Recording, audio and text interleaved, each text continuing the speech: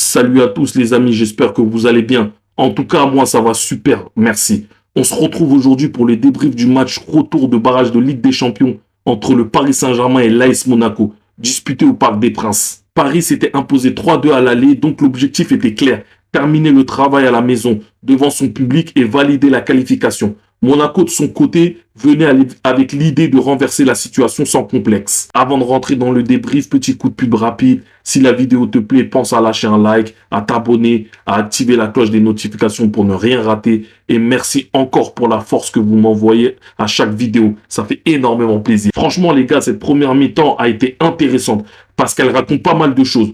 Ce qui m'a marqué, c'est surtout la manière dont Monaco a pris le match. On a tout de suite senti qu'ils étaient prêts. Il y avait de l'intensité, de l'agressivité, mais surtout de la conviction. Ils ne sont pas venus pour attendre. Ils sont allés chercher le Paris Saint-Germain assez haut, parfois très haut même, et ça a clairement perturbé la construction parisienne. En face, le PSG n'a pas été totalement dépassé, mais il y avait quelque chose en moins.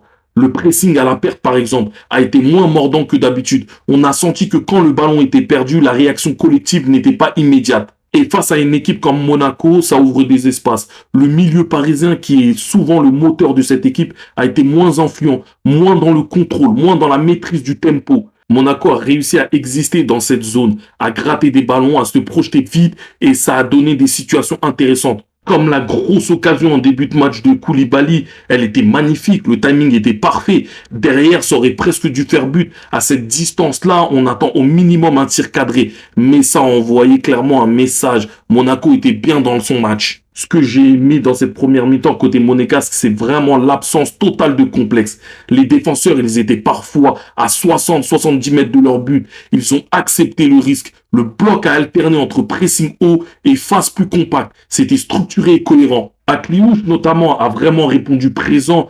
On attendait qu'il élève son niveau de jeu dans ce genre de rendez-vous. Et il l'a fait. Il a été propre techniquement, intelligent dans ses déplacements et décisif. C'est lui qui permet à Monaco d'ouvrir le score dans les arrêts de jeu de cette première mi-temps avec un débordement de Caio Henrique qui élimine facilement Zahir Emery et qui centre dans la surface, qui arrive à trouver Koulibaly, qui remet en une touche à Kliouche et qui finit d'un plat du pied en poteau rentrant. C'est exactement ce qu'on attend d'un joueur offensif dans un match comme celui-là. Sur le but encaissé par Paris, on a surtout vu un manque de coordination. Ce n'est pas une erreur individuelle, c'est plus une question d'alignement, de communication, un espace laissé à l'intérieur, une hésitation, et à ce niveau, ça suffit à Monaco à être efficace dans l'exploitation. Il y a eu quand même quelques actions à souligner côté parisien. La barre en fin de première mi-temps de Bradley Barcola vient de rappeler que cette équipe peut frapper à tout moment, même dans une première mi-temps moyenne. Il suffit d'une accélération, d'un geste juste pour que tout bascule. Mais globalement, ce qui ressort, c'est que Paris a produit peu d'occasions franches. Ce n'est pas une question d'inefficacité, c'est surtout une question de volume offensif. Ils n'ont pas suffisamment installé la pression. Et c'est ce qui permet à Monaco de terminer cette première mi-temps en menant 1-0. Après, rien n'est figé. On l'a déjà vu cette saison. Paris est capable d'accélérer très fort en fin de match. Ils ont cette faculté à changer de rythme brutalement. La question, c'est de savoir s'ils vont hausser le curseur dès la reprise ou encore attendre. Monaco, de son côté, a mis beaucoup d'énergie. Et en seconde période, on se demandait est-ce qu'ils allaient maintenir cette intensité-là? Est-ce qu'ils pourront garder la même justesse technique sous pression? En tout cas, cette première mi-temps a été très intéressante. Pas forcément dans le spectacle permanent, mais dans les intentions, dans l'approche tactique. Au retour des vestiaires, on a tout de suite senti quelque chose avait changé dans l'intensité. Très vite, Vanderson a pris un carton jaune et dans la foulée à la 49e, Neves a placé une tête bien sentie, repoussée par le gardien monégasque Philippe Cohn. Là, on a commencé à sentir des Parisiens plus dangereux, plus tranchants dans les courses, plus présents dans la surface. Et puis, à ce moment clé à la 54e, Koulibaly prend un premier jaune, puis un deuxième à la 58e, très sévère franchement. Et là, franchement, ça change le match, c'est le tournant. Et sur le coup franc qui a suivi le carton rouge, Désiré Doué rentre dans la surface, centre fort et Marquinhos qui vient égaliser. À 1-1, le match bascule complètement. Monaco, qui venait de sortir d'une très belle première mi-temps, a été renversé en quelques minutes en seconde période. Neves tente encore sa chance à la 65e, mais ça passe au-dessus.